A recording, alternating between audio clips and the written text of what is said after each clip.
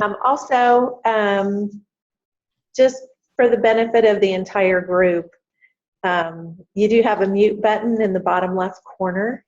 And I know that life goes on while we're on these meetings a lot of times. So if you don't mind muting unless you're speaking, that would be helpful to everyone. And I would like, as we get started, to have everyone introduce themselves, if you would.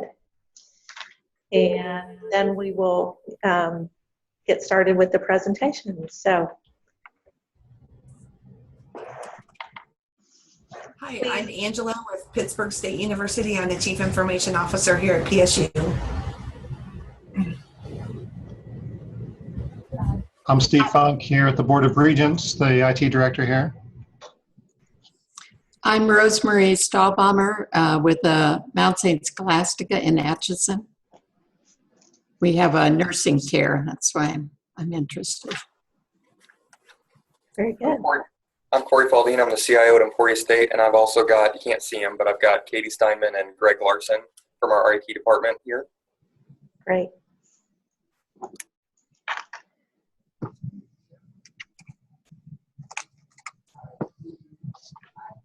I'm Jacob Reichert, IT Director at Fort Scott Community College, and we have a nursing program as well.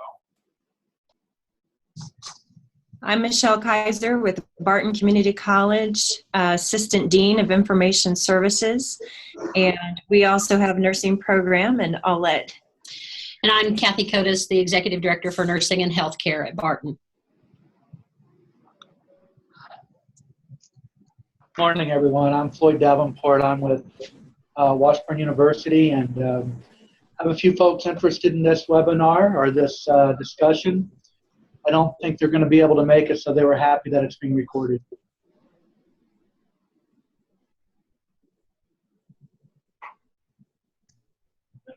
I'm Steve Salea, Director of Enterprise IT Architecture at the University of Kansas Medical Center. Thank you.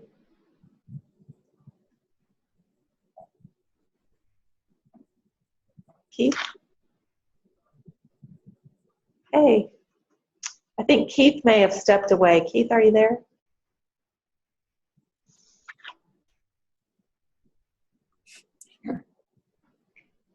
Keith is on chat, as is Court. So we have a couple of people who don't have audio, which is fine. So, well, thank you again, everyone, for joining us. And just to facilitate the session this morning, I am going to, well, someone has just joined us.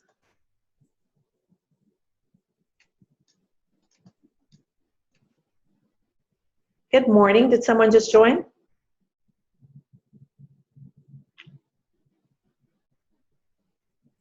Okay.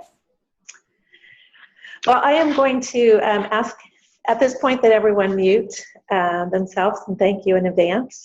And I will share the PowerPoint. I also emailed that out to folks just in case we have anybody on the phone that joins.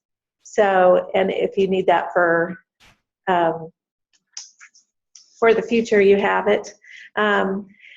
We are going to start with just a basic program overview. Then we'll talk a little bit about who is eligible to participate in the healthcare funding program, what services are eligible for funding. We'll talk a little bit about the application process, and then we'll talk about the consortium opportunity. And by the time we get to the consortium opportunity, around 11:30, Steve Fulkerson, who is with the Arkansas Research and Education Optical Network, will be joining us to talk about what they've done in Arkansas and the eLink consortium that is that has been approved for funding through the program. So he's going to join us and talk a little bit about some of the options that we have in terms of working alongside them. Then we'll do some Q&A, and then we'll talk about next steps. Also, I don't think Indica mentioned that she was on, but if any, Indica McCampbell's our video guru, and if you have any challenges or issues during the session, she's available on chat through Zoom, so feel free to reach out. Okay, so to kind of give everyone a brief refresher, the Healthcare Connect funding is part of the Universal Service Fund. It's overseen by the FCC, so it is a government program. You know, on your phone bill, you get charged a Universal Service Fund charge, and that funding goes to USAC to administer, and the website is down there, but it is under the auspices of the FCC, and that program funding is then divided out into 4 different program areas. The one we're going to talk about today is the rural healthcare component of that. These are the 4 programs that are underneath the umbrella of USAC, and that universal service funding goes to. Schools and libraries piece you may know as E-rate. So we're going to ask you to set your E-rate knowledge aside, and we're going to look at this with a fresh lens from the healthcare perspective. And the Healthcare Connect Fund, as with some of the other USAC programs, was recently modernized, if you will. They started kind of new rules, if you will, in 2013. And so they've kind of revamped some of the program operations. The Healthcare Connect Fund provides support specifically for high-capacity broadband connectivity to eligible healthcare providers. And it prioritizes the formation of state and regional networks and consortium. So this being a government program, you're going to get a whole new acronym language, and under the program, those that are healthcare providers, those that are eligible, and those that are in non-rural areas that are part of a consortium, a group that comes together, have the opportunity to get up to a 65% discount on the services that are eligible. And there is a link down here on the screen that leads you directly to that website. When the program was implemented, of course, there are some goals related to the program. And the 3 goals for the Healthcare Connect Fund are specifically to increase access to broadband for those especially serving in rural areas, to foster development and deployment of broadband healthcare networks, and to maximize the cost effectiveness of the funds that go into this program. This program, the Rural Healthcare Program, currently is funded at $400 million per year that's available for folks to apply for. You can see from the funding commitments from last year, the program funded $256 million in requests. And so far, as of December 31st of 2015, they had committed $168 million for the telecom and healthcare funding. So you can see that although there's, with $400 million in the program, there's still a significant amount that's not committed, so there's funding available.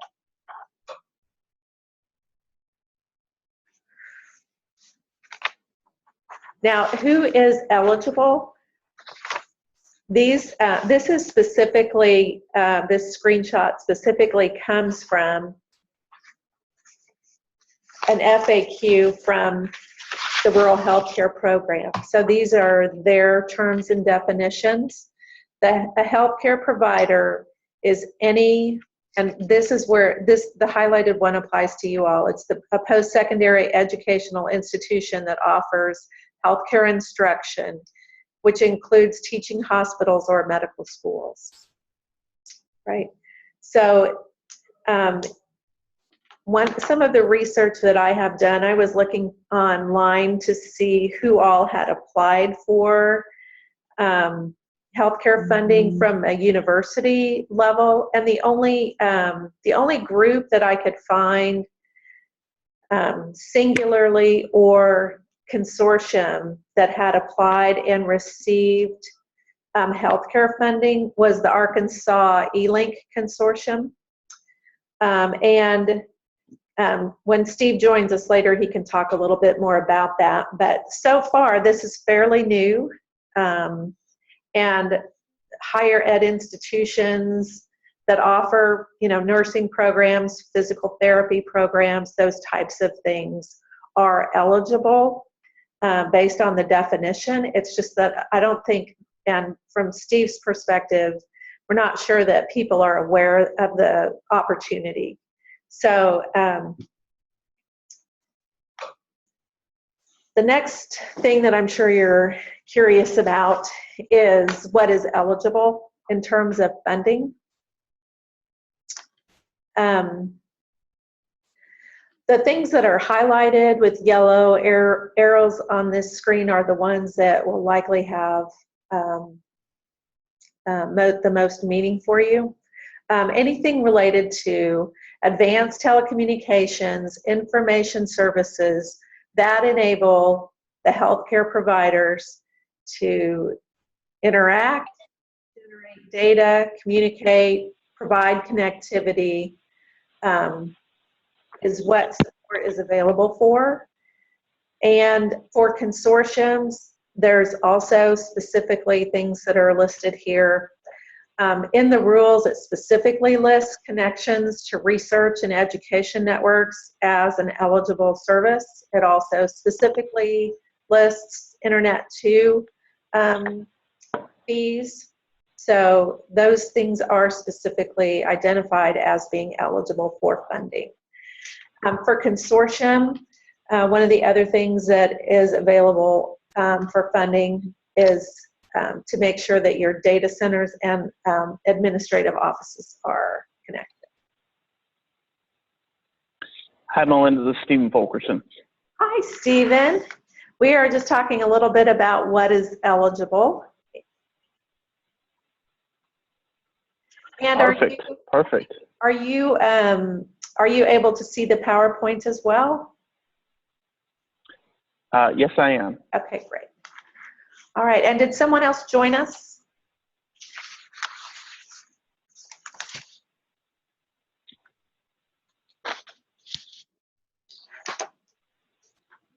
Okay, all right. One of the things that that we are also looking into is, in addition to the program requirements, is the thought of a government master services agreement. You all are aware that we have a state contract, and what we would like, what would be ideal is if we can, through the program, have that state master contract deemed eligible to be a government master service agreement, which helps us to make that part of a pre-qualified, if you will, contract, so that every time you apply for funding, you don't have to go out and do an RFP and competitively rebid. So that's one of the things that we are working on.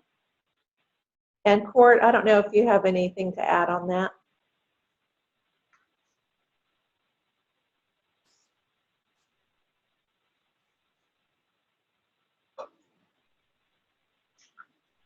Okay.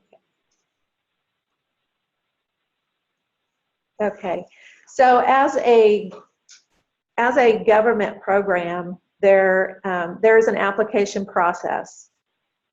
I mentioned the consortium opportunity earlier.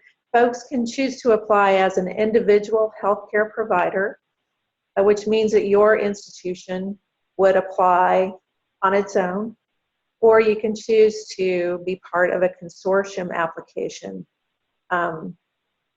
And I'm not going to take you through all of the forms and the process, but it's just helpful to understand that there are certain forms that have to be completed as part of the application and the funding process, and that someone in your organization would need to be the primary authorized healthcare fund program person.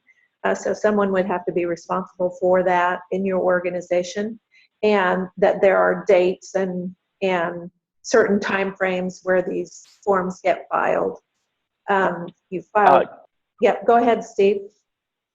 Can I just add though, if you go with the consortium model, then you really just have to do a couple of forms on the front end, a one-page form, which I think Melinda you're going to show later, as well as a letter of agency, which allows the consortium to basically file all this paperwork on your behalf. So from the standpoint, if you go the consortium route, there's not a lot of paperwork. Yes, which is a beautiful thing. And, you know, when I mentioned at the very beginning information about some of the program goals, it does seem to favor and encourage consortium from the healthcare program end. They do want to see people participate together in a network.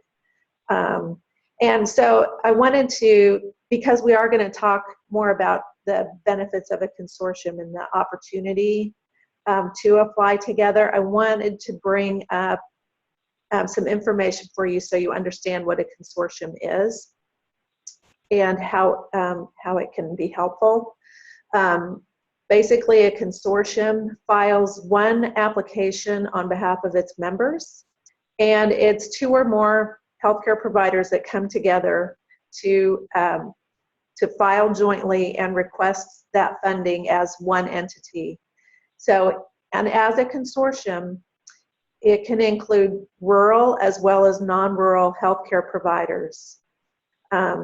So the non-rural healthcare providers can be part of the consortium as long as the majority is rural. Okay, so one of the other things to be aware of is that there has to be a consortium leader that is designated, and that is the legal entity that leads the consortium, is basically the contact for the program and that application. Melinda, this is Floyd. Can you tell me what the definition of rural is? Is it based on population? Sorry, rural is based on, there is a link at the end of the PowerPoint that will take you to where it takes you to a site where you actually enter your address, and it'll tell you if that specific location is considered rural or urban.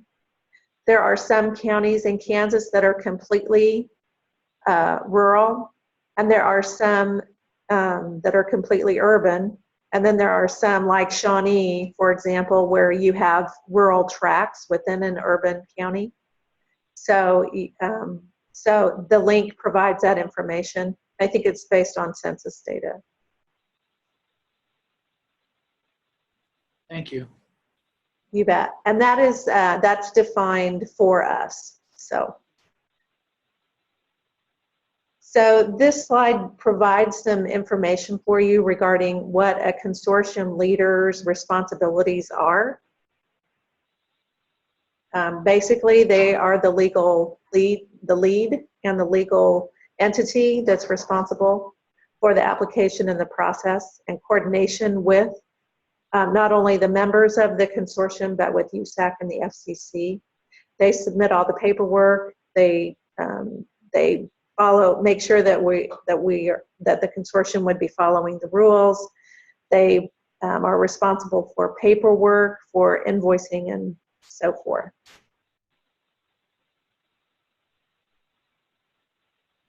I mentioned this briefly, but there are some benefits to, and some obvious benefits to having a consortium approach. One is, as you all know, being the research and education network in the state, we know that when you guys come together that we can lower costs in a variety of areas. Also, the benefits for the consortium for our state overall will allow us to get more funding because we can bring some of those non-rural HCP folks into the fold where we couldn't if we did that individually. And one of the other benefits, obviously, there's a learning curve involved for you all in trying to get funding, and a consortium can help shorten that learning curve and provide that program expertise that can help facilitate the process and coordinate with the program on the applicant's behalf. So it can help accelerate our opportunity to get funding through the program, as well as it can also lower your risk if you don't have staff available to help with that process. So basically our consortium options are, there's a couple options. One is to create a Kansas consortium, and the other would be to partner with or join an existing consortium, which is one of the reasons why Steve is on the phone with us. I have here a list of things that we would need to do to establish a consortium in our state. Knowing the time that it may take to do that, I'm not sure that folks would be able to make all of that happen prior to the FY16 funding year. I showed early on the amount of funding that was still available for this year, and I think if we can ramp up and get something going, that there's still funding opportunities for you to seek funding for this year, and I'll let Steve talk a little bit more about that in a minute. But I think one of the options for joining or partnering with an existing consortium, if that's an opportunity, and we think that it may be, that can help jumpstart your participation in the program, allow you to gain funding while also having some support for the process. And so I'm going to turn it over to Steve and let him talk a little bit more about the Arkansas E-Link Consortium and the opportunity that's available through them. Thank you, Melinda, and hello, everyone. Thanks for letting me join your call today. A couple of things I'd like to just say before we get started. So, with the Healthcare Connect Fund, when I started looking at it as an opportunity to as a subsidy for our members in our universities, it all sounded a bit it all sounded a bit impossible. It didn't seem like this should be possible for universities to be able to obtain funding through the Healthcare Connect Fund. But if you read the fine print and you look at the overall program, it's absolutely possible. We have actually, as a test case, we were able to get the flagship university for the University of Arkansas in Fayetteville. We were able to get them qualified, and they received the subsidy, as well as another regional four-year comprehensive institution. So this program may sound a little strange, but it really does work. The conversations I've had with Melinda in court have been, you really want to file as a consortium, because if you're filing as a consortium, as long as the majority of the consortium are in rural areas, then the folks that are in urban areas qualify as well. And what I've recommended to them is to, while you're setting up your consortium, to utilize Arkansas's consortium to take advantage of the funding now, and to really understand how the program works and to have some success. The Arkansas E-Link Consortium, they've been around for about 4 years. They were actually in the Healthcare Connect Fund pilot program. So they've been involved since the beginning. And it's really a nominal fee to join their consortium. It's $1,050 a year to join it. And you really just fill out 2 pieces of paperwork. It's very easy. I think Melinda's showing the first form, so that will take you about 15 minutes to do. And then the second form is a letter of agency, which has very friendly terms. You can cancel it within 30 days. There's no penalty or anything like that. It basically gives them permission to file all of the paperwork on your behalf. And so it's really, 2 forms, and then you wait for the money to come. It's really that easy. And so, as I mentioned earlier, we've had success with 2 of our institutions. I'm in the process of signing up the other 30 community colleges and universities in our state, which are also members. And it's looking very promising. So with that, I'll be happy to take questions.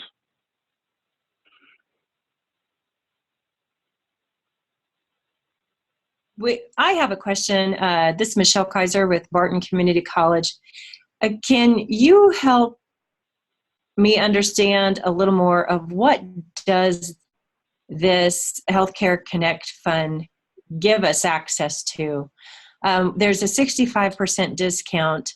I'm not really clear on, is it for connectivity? What does it exactly give us access to?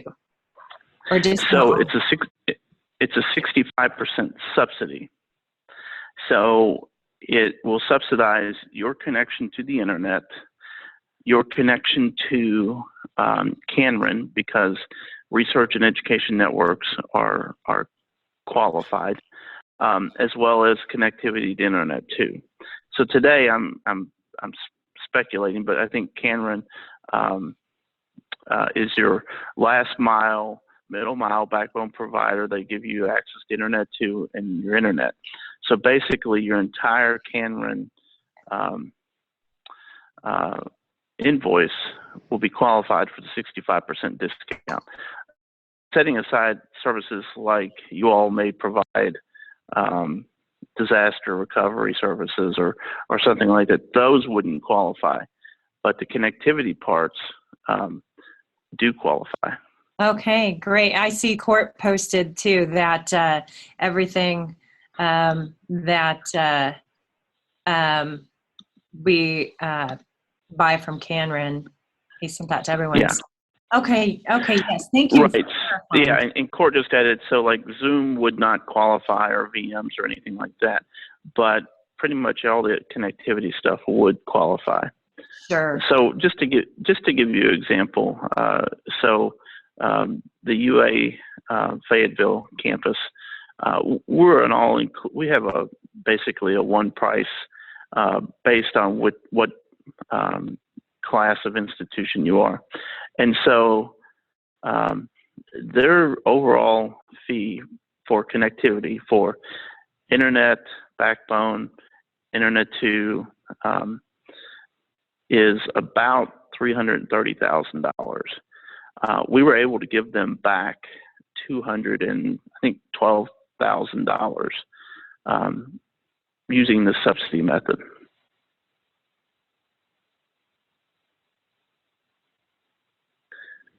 Let's see, I think Court is asking me a question, how far does network equipment go? So that's a good question. That's kind of our, that's what we're going to try after we get all of our 30 members signed up. That's kind of phase 2 of what we're going to do. And what I would also mention, if you have branch campuses that that offer healthcare instruction, so if they have a nursing program or something like, but they actually home back to your main campus, those connections are qualified as well. Let's see, would Zoom be covered if it was used? I don't think that it would be, no. Steve, there's some questions on core switches, firewalls. Those. As I mentioned, I'm not completely sure on that. I think the edge switch would be. I don't know that the core switch would be. And I had the question about the firewall yesterday, and I'm unsure at this point. Would that be something that we would be able to find out prior to application, or is that part of the application funding process? So what I would say is I would start with the connectivity first, and then you don't have to do it at the same time. Okay. So I would start with the connectivity and then look at the edge equipment as phase 2. Okay.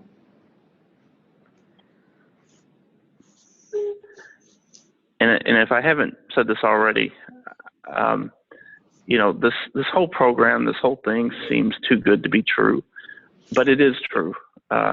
We've had success. It's, we did 2 institutions. We purposely did our largest institution because we wanted to see, we wanted basically to receive as much scrutiny as possible. And it did. And it actually, because we were the first ones to do this, USAC actually had to do a software upgrade to accommodate the process. So everything we've done has received a tremendous amount of scrutiny from USAC, and it's all been successful.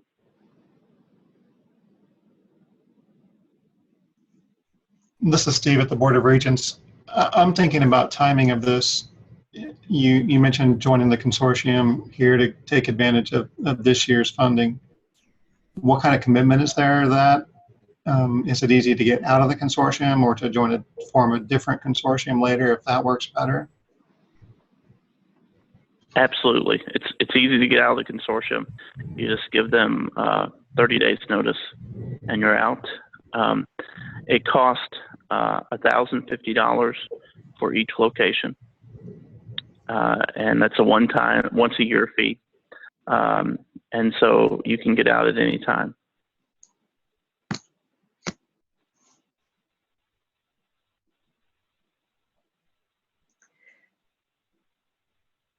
This is Floyd. Do they cap the funds per consortium? No. Here's a question on chat. I don't know if you saw it, Steve. He's from Keith, says, I don't want to get ahead of your presentation, but at some point we'll want to know how many more rural members you have than non-rural members. So we, as in the Arkansas E-Link program, they were on the forefront of this program, and they have over 500 locations connected today, and they're all over Arkansas. So I don't know exactly what the blend of rural versus non-rural is today, but just knowing Arkansas, I think we're in great shape there. So adding the KanREN membership would not be an issue. And really, you know, what we're talking about here is potentially just a stopgap. If you all wanted to form your own consortium later, then that's fine too. But I saw this as an easy option for you all to get started in the program without any real commitments. So you're mentioning 500 connection points across the state of Arkansas, if I heard you right. Each one of those is an individual CHP? Yes. And so, Yep. I'm just trying to understand the framework here. When you look at like the University of Arkansas and Fayetteville, and they're part of that consortium, and they get a subsidy for their network connectivity. Is it because they're somehow supporting these different CHPs, or I mean, I'm not sure what the relationship is, or what relationship is required? No relationship. If you'll go to the slide that shows what qualifies. See that. Yeah. So. Who is eligible, Oh. or what?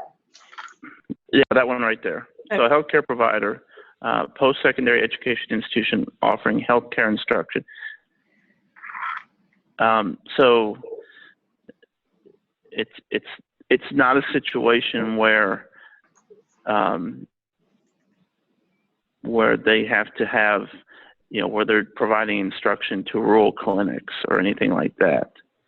Now, the Arkansas E-Link program as a whole, they do have different programs so that rural clinics can get access to the University of Arkansas Medical Sciences, which is the university hospital, through video conferencing. That is the whole E-Link program. But they also run the consortium as well. Oh, this is Floyd again, just so I'm clear. So if we were to develop a consortium in Kansas,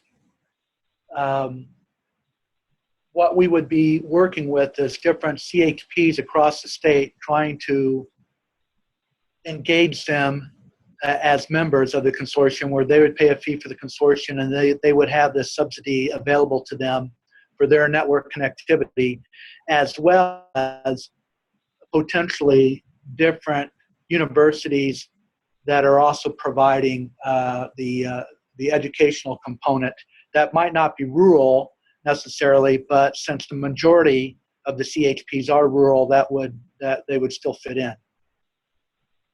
So I guess what I would say is you could actually provide, or you could actually create a consortium of just higher ed, as long as you had a majority of rural, and you wouldn't have to involve anyone else. There's actually a second consortium in Arkansas. It's very small, and it's a regional one, but and it's just I think it's a group of you know, community healthcare providers. But you wouldn't have to bring in all of Kansas. You could just do higher ed if you wanted to.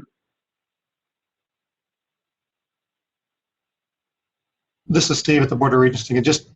I know that the Kansas Hospital Association has been looking at this for quite a while, trying to figure out how to get the consortium. I don't know what their difficulties are, or maybe they just haven't put the effort forth. But they're looking at doing this on their own. Whether we want to work with them or not, I don't know if that's important. I think you should definitely work with them and you know, and help get the consortium going. It would be probably pretty beneficial to the state. You know, with that said, you know, if you want to use Arkansas temporary from a temporary standpoint, then that's fine as well. Steve, there was one question posted on chat that I'm going to share from Doug Vanderhoof. He's asking what defines healthcare instruction. Are there limits to what qualifies? And is the percentage of healthcare instruction versus other types relevant? So we had some similar questions around that, and as far as the percentage of healthcare instruction versus other types of instruction. And it was never an issue when we filed. So, what defines healthcare instruction? There's the obvious ones: nursing, physical therapy. I was looking at one institution with Melinda yesterday, and they had healthcare administration. I don't know if that qualifies or not, and so that's a question. But here's the thing: is part of the process when they filed the paperwork, when the consortium files the paperwork on your behalf, the first step is to qualify you as a healthcare provider. So you have to provide, what on your campus you think qualifies you for being a healthcare provider. So that is when these questions are answered. So if you were trying to qualify a campus for healthcare administration, because you have a healthcare administration program, you would put that down on your consortium application for that site. And then USAC would review it, and they would either approve it or deny it. And it's that straightforward. And if it was denied and you thought that it shouldn't have been, then you can appeal that. And by the way, if you choose to go the Arkansas route, you can pay the consortium membership fee until you actually were qualified. So, Stephen, this is Rosemarie, and I'm actually with a monastery, not a educational institution, and we have a long-term care facility. I'm wondering if that might qualify us. Does Arkansas have any long-term care facilities that are part of your group? I'm not sure, but that's something we can find out. Okay. Can you email me a little bit about your organization, and I'll be happy to forward that on to our E-Link folks. All right, I will. Thank you.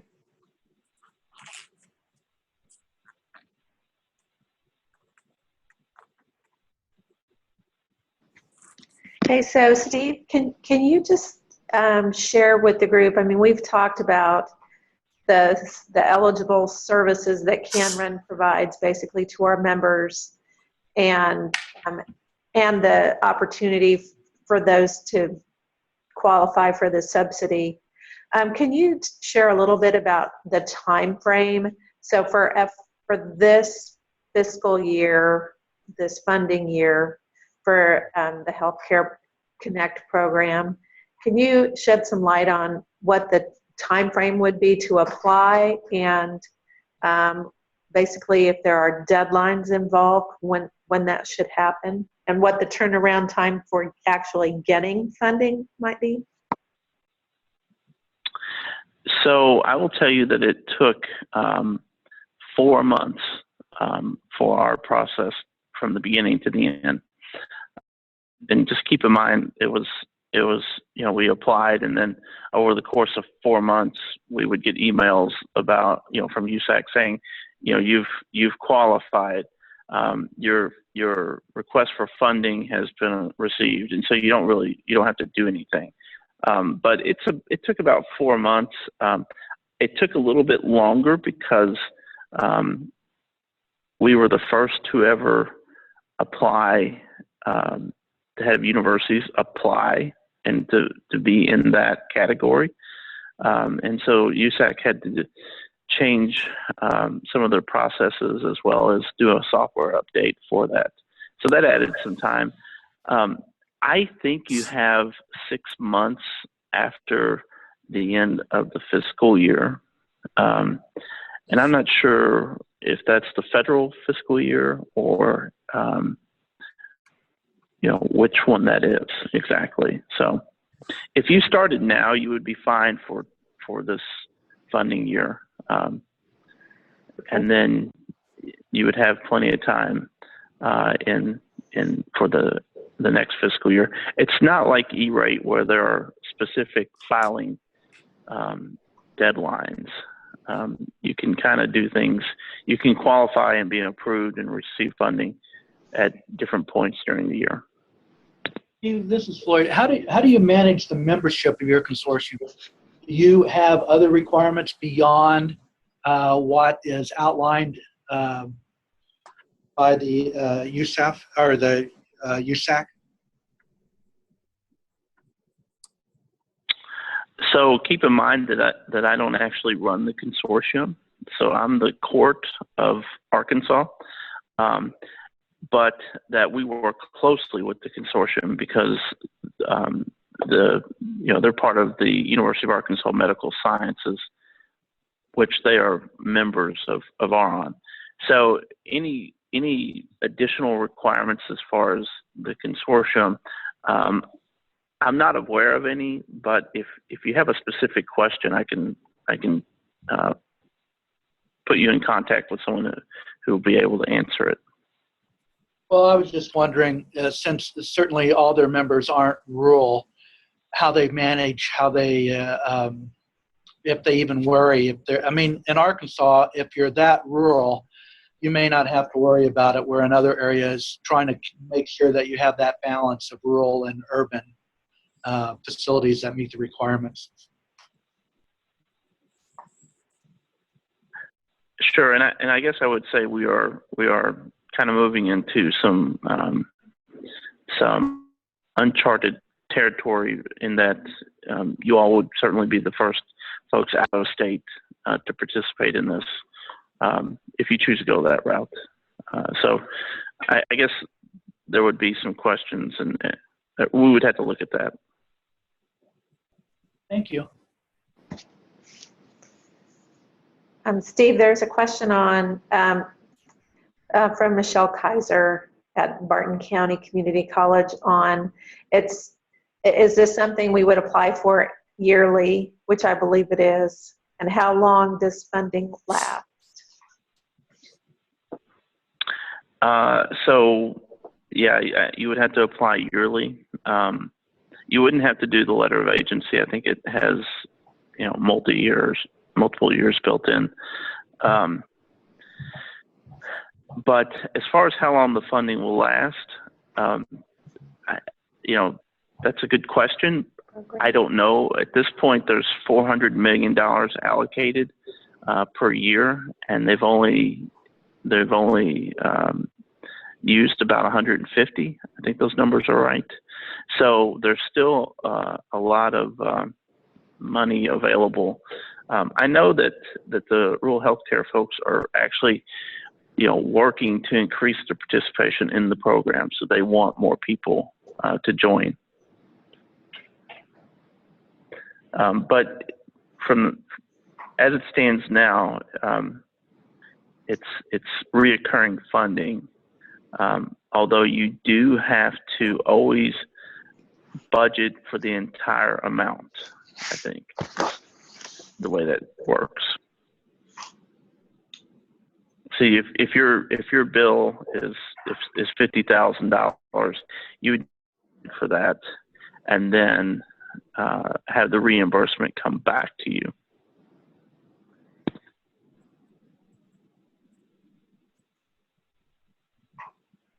Okay.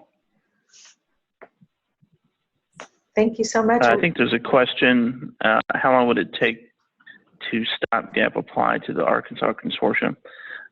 I mean, it would take you, about an hour to do the paperwork. So.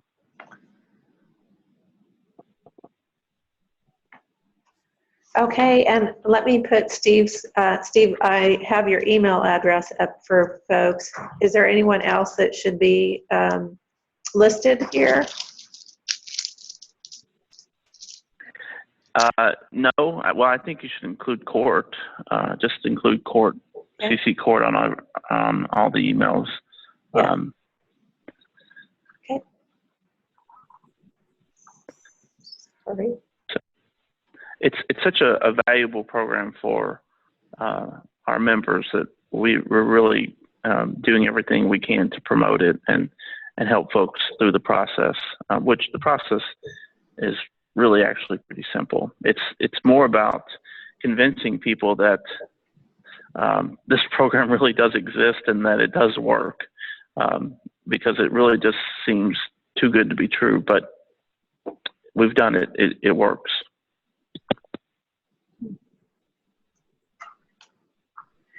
Okay, so thank you very much, Steve, for one, the opportunity to work with Arkansas and the eLink Consortium, and for introducing this to our members. We appreciate that very much. And Steve's email address is part of the PowerPoint information that was sent to everyone. And obviously, it would be helpful for us as a staff if you guys could copy Court. And I'm not sure, Court, if there's any final words that you have for folks in the chat.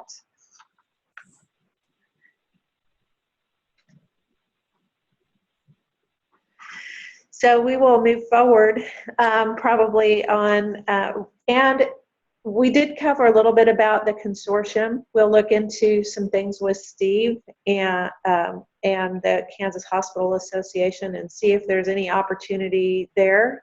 But again, those that are interested in moving quickly should get a hold of Steve. And I thank you all very much. We will post the archive to the YouTube channel.